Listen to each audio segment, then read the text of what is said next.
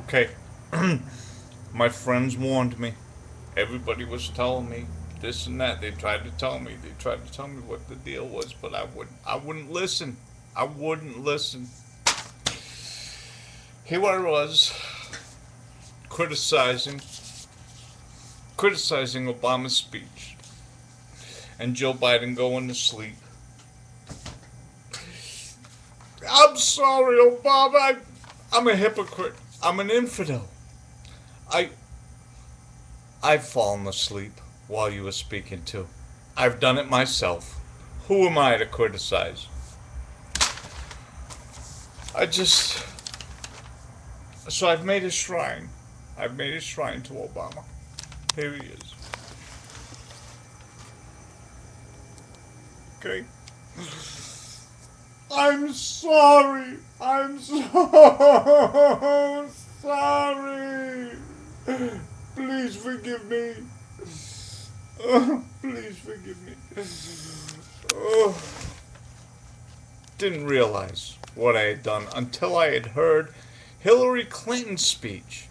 Hillary Clinton claims that Islam built this country and has been the greatest contributor to this country.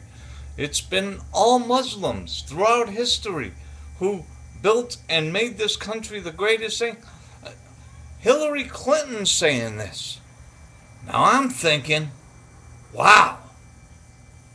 Listen, you think back to these people in the Middle East, and they can uh, make their kids strap bombs on and go into a pizzeria to kill maybe some 2 Jews, 3 Jews, or something like that. I mean, if my dad come up to me and he says, all right, my son, it is time for you to be martyred. You will strap on this $100,000 worth of C4, take the Mercedes, and go blow yourself up. I'd be like, Ma, he's smoking a pipe again. Okay, that's the way I do it. But anyways, if you can get Hillary Clinton, and this is like along the same line, so try to follow this. If you can get Hillary Clinton to, is my voice in sync? Okay. If you can get Hillary Clinton convinced that Islam built this country and is the greatest country on earth because of Islam, wow. I have been reading the wrong books, dude. I've been reading this. You remember this? Have you read it? I know you've read it. Do you remember it? I wish you remember it. I've been reading stuff like this too. You know this guy? You know this guy? Reading that. Oh my goodness. Infidel I am. I gotta be an infidel. Here's another good one. Same guy. Guy's phenomenal. Here, look at this. Huh? Ayn Rand. Atlas Shrugged. Greatest book ever written. Of course, I know Obama. You've read it too. Here we go. See? I know you know this. Ideals and ideologies. Solinsky told you all about that stuff. Anyways, how you got Hillary Clinton to do that? You're phenomenal. You're phenomenal. You're #1 in my book. You know something? I thought the government was the force of the people, but you have taught me now that government is there to force the people. I had it all wrong. But I'm sorry, Obama. I apologize, and I will not criticize you anymore. That's it. I'm all done. You know, we got a problem here. You know, we got a country here where we finally realized that entitlements are much more attractive than going out and digging a hole. I mean, really. I mean, if you can take everybody else's money and give it to people who don't, who don't do anything for it, huh, I'd rather do that, wouldn't you? Huh? Sure, everybody would. That's why everybody's voting for other people's money. But here's the problem. There's a problem with this.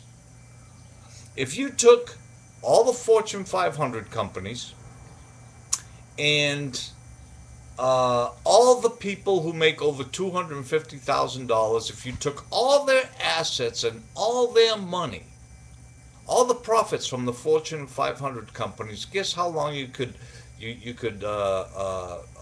run the country for? You could run the country till August. So we have an inherent problem here. This is where the problem lies. You gotta start cutting some stuff out. It's gotta go. And let's not forget this. How about the criticism? Here I go again. Forgive me. Criticize a $10,000 a plate dinner at the Democratic convention. Well, your re-election fundraiser is $35,000 a plate. A couple extra bucks, I don't know, maybe 10, 15, whatever it is. You can get your picture taken with it. The audacity of the Constitution. What are we gonna do? What are we gonna do? What are we gonna do? We gotta fix this, okay? How you got Hillary Clinton to this? Still, I can't get over this. How you got Hillary Clinton to how you convinced her to do anything like that, to say that Islam built this country and is the greatest thing for this country. Let me tell you something. Hillary doesn't do anything for anybody. I mean, just ask Monica. I mean, I shouldn't have said that. I'm sorry. I'm sorry. I'm sorry. Forgive me. She's your buddy now. I should stick with some Bush jokes. That would be nice. But you've heard them all. Geez, let's see. I'm sorry. So I'm just here to confess my sins. Yes, I'm an infidel. I'm sorry. I will start reading a little bit more Karl Marx and a little less Michael Savage and a little less Ayn Rand. Atlas Shrugged. Everybody should read that. I mean, you can't say that you know anything at all about politics, life, philosophy, ideals, ideologies until you've read that book. Okay, kids, let's see if this video really does the deal. Again, Obama, I'm sorry about criticizing Joe Biden, going to sleep on your speech. I'm guilty of the same thing. I'm sorry.